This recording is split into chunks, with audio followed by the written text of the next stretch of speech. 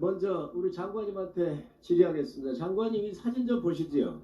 이게 오전 법사위에서 김의겸 의원이 질의하는 것을 제가 사진으로 캡처를 했습니다. 뭐라고 그랬냐면 제가 수사 기록을 가지고 있는데요. 병장들의 진술이 있다. 급류에 휘말려가는 상황에서 이대로 죽겠다. 유속 속도가 조깅하는 속도로 빠르다. 지금 제가 읽어드린 것은 수사 기록에 나와 있는 그대로 이 지금 김의겸 의원이 질의한 내용입니다. 수사 기록이 유출이 된 것입니다. 본인이 시인을 했습니다. 물론 뒤에 가가지고 얼버무리긴 했지만 장관님 수사 기록이 있을 수 있습니까 없습니까? 수사 기록은 유출돼서는 안 되는 걸로 알고 있습니다. 이 부분 조사하시겠습니까 안 하시겠습니까? 예, 저희들이 법적으로 조치할 부분을 확인해서 필요하면 하겠습니다. 이 부분은 헌법 127조 공무상 기밀 누설에도 관련되고 심각한 문제가 아닐 수 없습니다. 이게 누군가에 의해서 바깥으로 유출이 되었다고 한다면 반드시 색출하시기 바랍니다. 예, 군에 이게 만약에 흘러나왔다고 한다면 지금 군이 아니에요.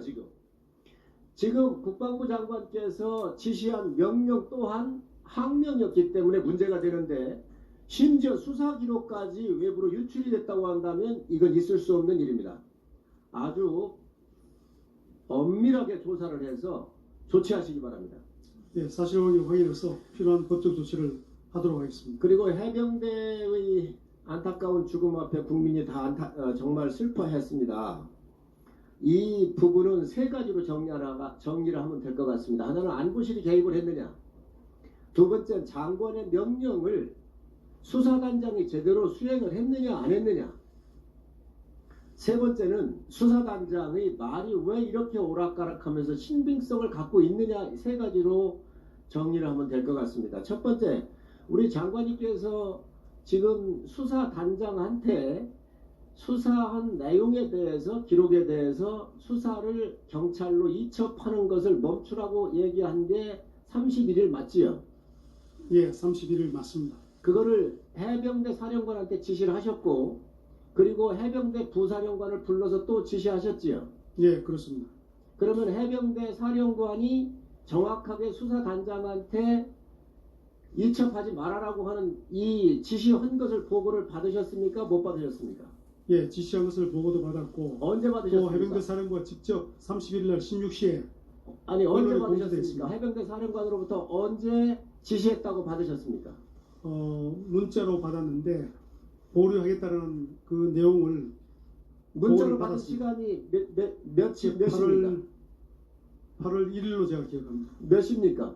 시간이 16시로 제가 기억합니다.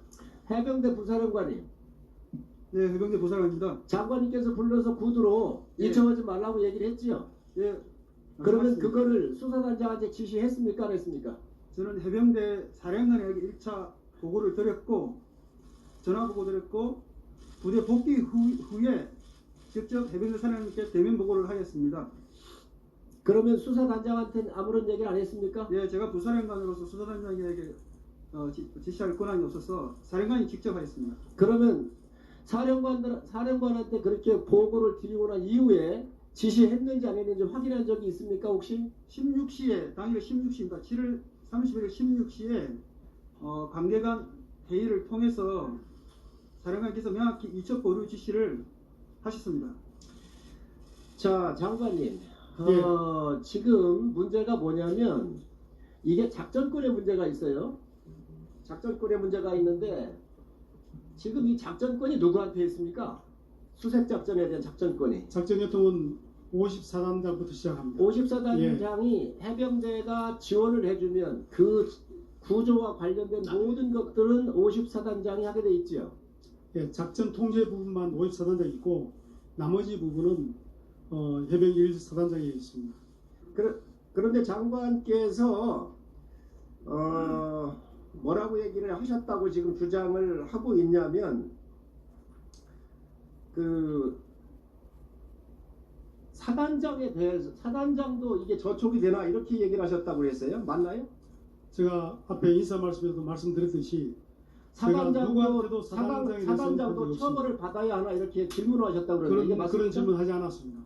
없습니까? 예, 그렇습니다. 이걸 왜 묻냐면 작전권이 54단장한테 있단 말이지요. 예, 그렇다고 한다면 54단장한테 책임을 묻는다고 하는 것은 오히려 있을 수가 있는데 해병대 사단장한테 이걸 물어야 될 이유가 없어 보여요.